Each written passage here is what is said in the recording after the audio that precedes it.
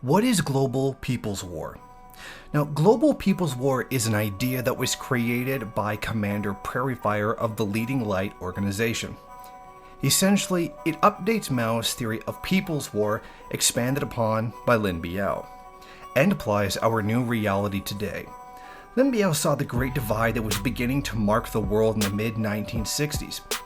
During that time, there was a great many wars of liberation being carried out across Asia, Africa, and Latin America. All of these countries had a common goal: defeat imperialism, national liberation. He saw the Great Divide that was taking place in the world. Lenin said that imperialism was the primary contradiction. This remains true today. Today we see the contradiction of capitalist imperialism has reached a new stage. The world has been fractured into three groups.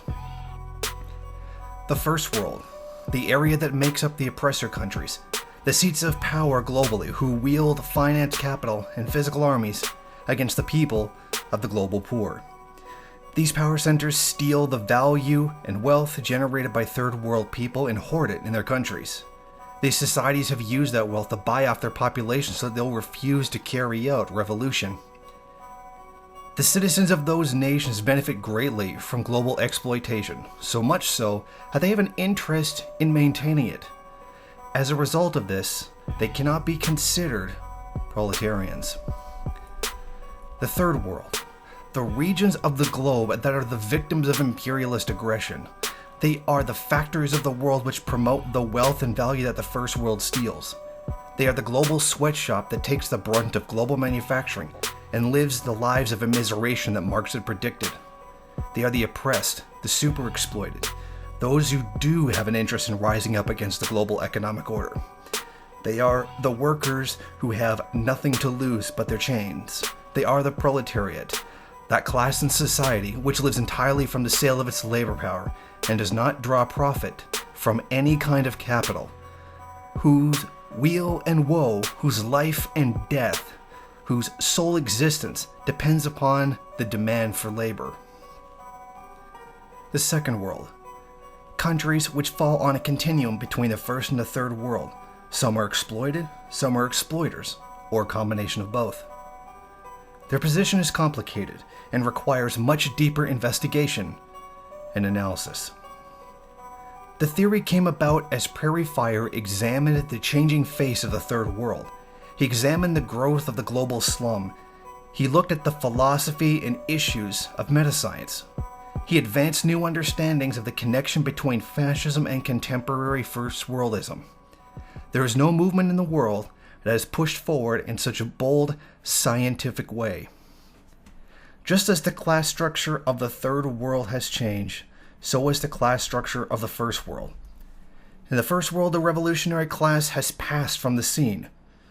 In the 1960s, there was some basis for thinking that a revolutionary social base existed within the ghettos and the captive nations of the First World.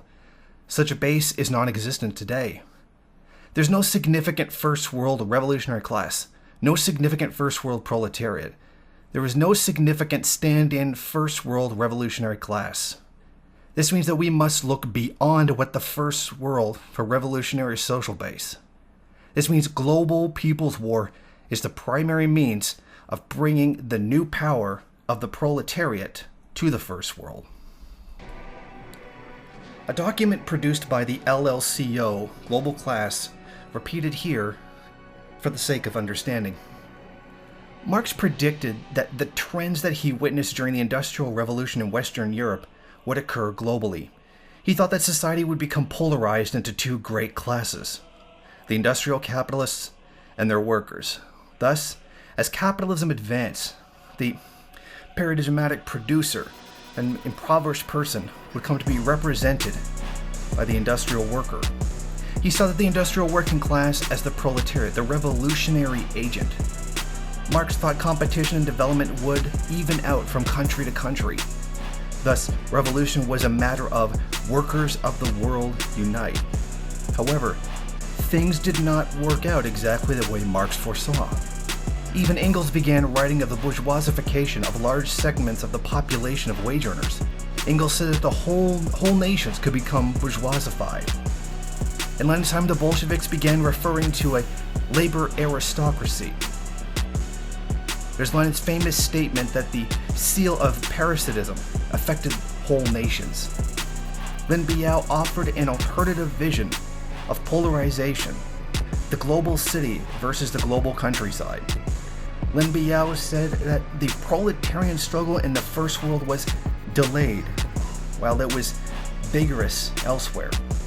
This polarization of the global city of the global rich countries and the global countryside of poor countries, the first and third world, continues. The household per capita income difference between a rich first world city like Seattle and a poor third world city like Ibadan is as great as 730 to 1. In 46 countries, people are poorer today than in 1990. In 25 countries, more people are hungry today than were a decade ago. Lin Biao's conception of the polarization is still essentially correct, although it is important to take note of the growing global slum within the global countryside.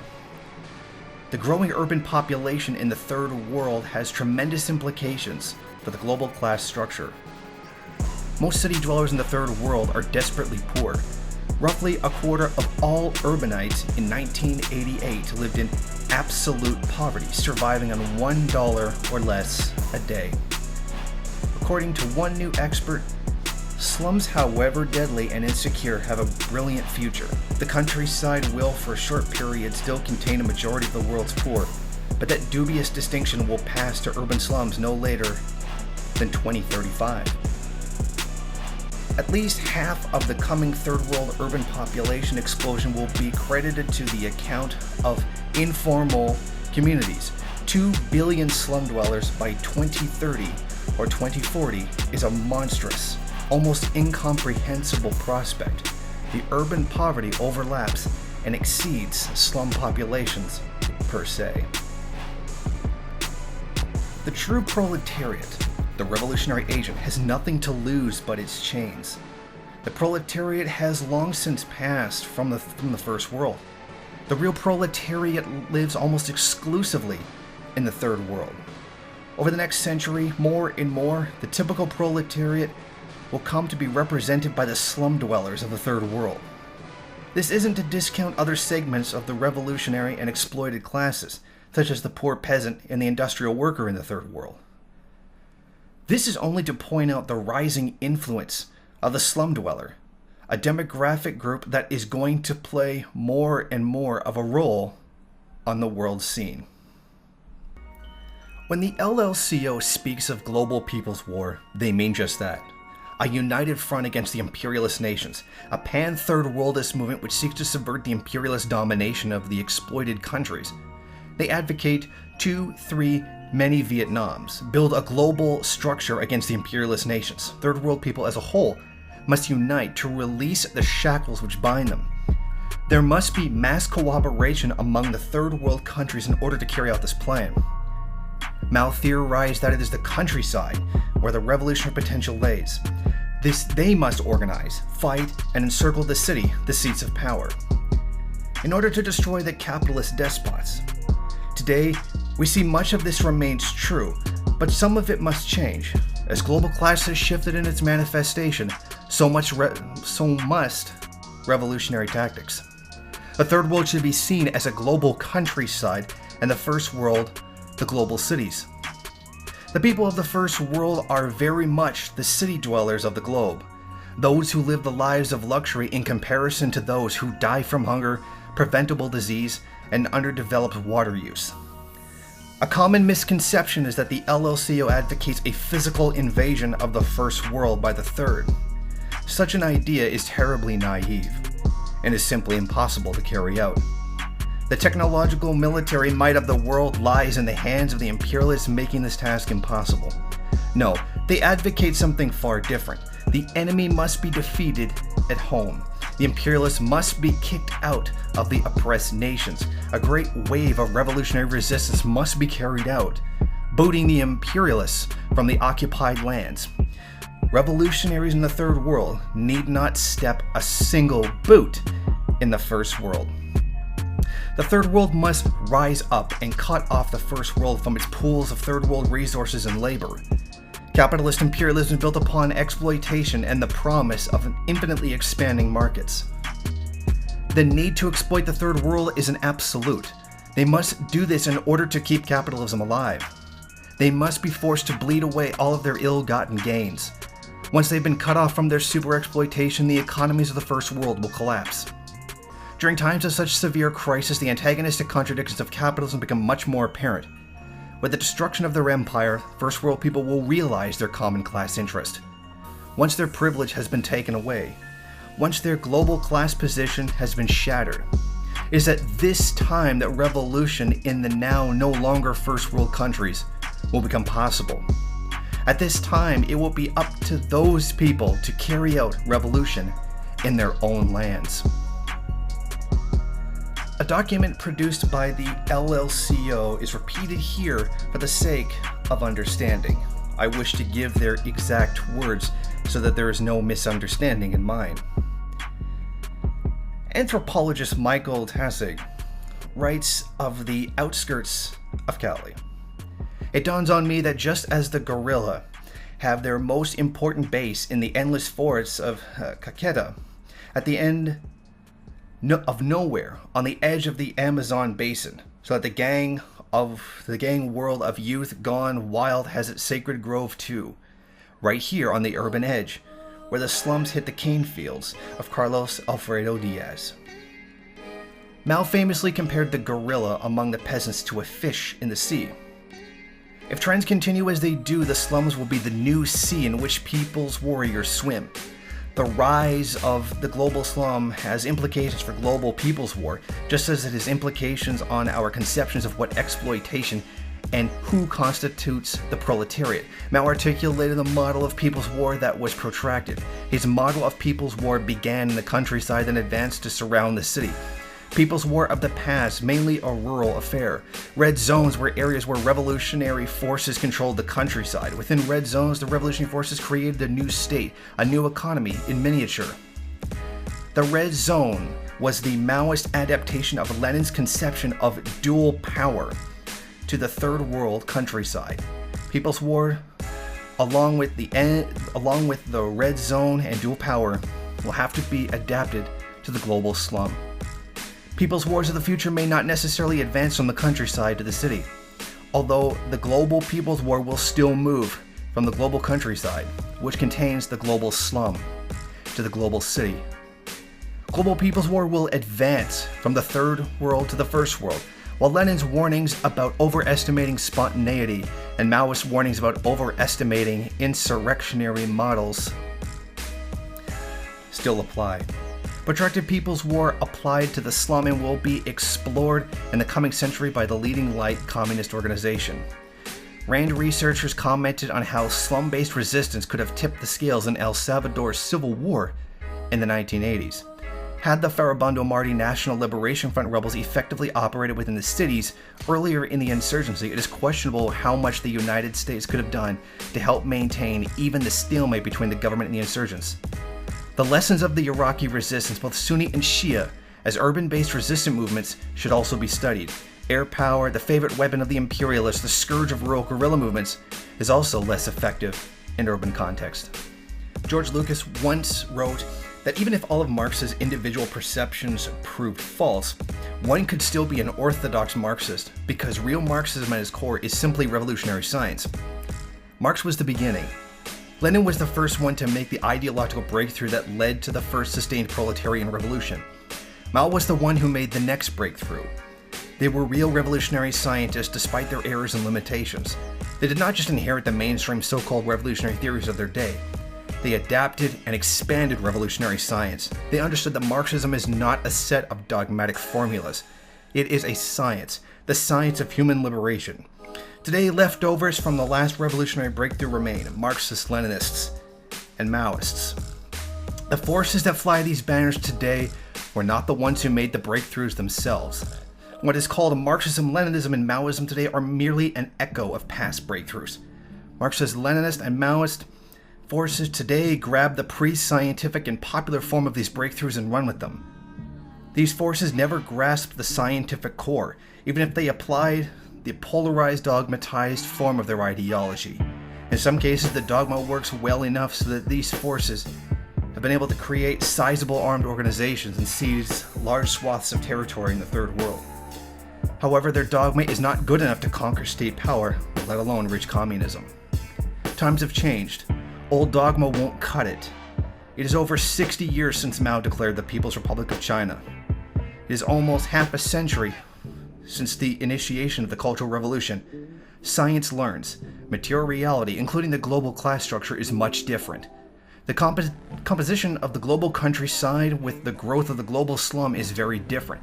Our conceptions of people's war and global people's war must evolve. Imperialists must be perfecting and advancing their science of oppression. We must advance the science of liberation to beat them. Marxism must adapt or die. Leading like communism is the revolutionary science today. It is the new breakthrough. So what must Third World people do? As a whole, they must rise up against the exploitation of the First World. They must unite across national boundaries, ethnic lines, all manner of divisions. If they are to liberate themselves, there is no time for establishing a nation for every single little group. Yes, their rights should be respected, their uniqueness defended, but we cannot divide the people of the Third World along those lines at this time. They must remain with a united front against the imperialist forces. Creating more divisions among the global proletariat will solve nothing. It will only make it easier for the First World to retain its empire. All attempts to create mini-states among the Third World people at this time should be seen as nothing less than an attempt to maintain oppression. Well, what can First World people do? First World people must recognize that we have a duty to aid the Third World in their struggle for liberation.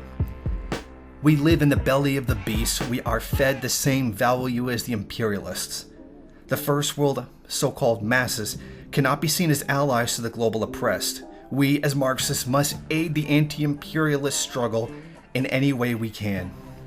We must not see ourselves as the victims in this global order. Black, brown, white, homosexual, transgender, we are all beneficiaries of the global order. We live off of the values sucked away by the imperialist economic order and war machine. It is the stolen wealth that keeps the First World people pacified and unwilling to strike out into revolution. First World people as a whole have a collective interest in maintaining the empire. There are no First World victims in imperialism. No minority group, based on race, gender, or otherwise, can claim to consider themselves victims of the imperialist empire. All First World people who refuse to acknowledge their advantageous global position, who instead see themselves as victims, must be seen as enemies of the revolution. Among the First World population, there will be anomalies who will rise up in the service of the oppressed masses of the Third World.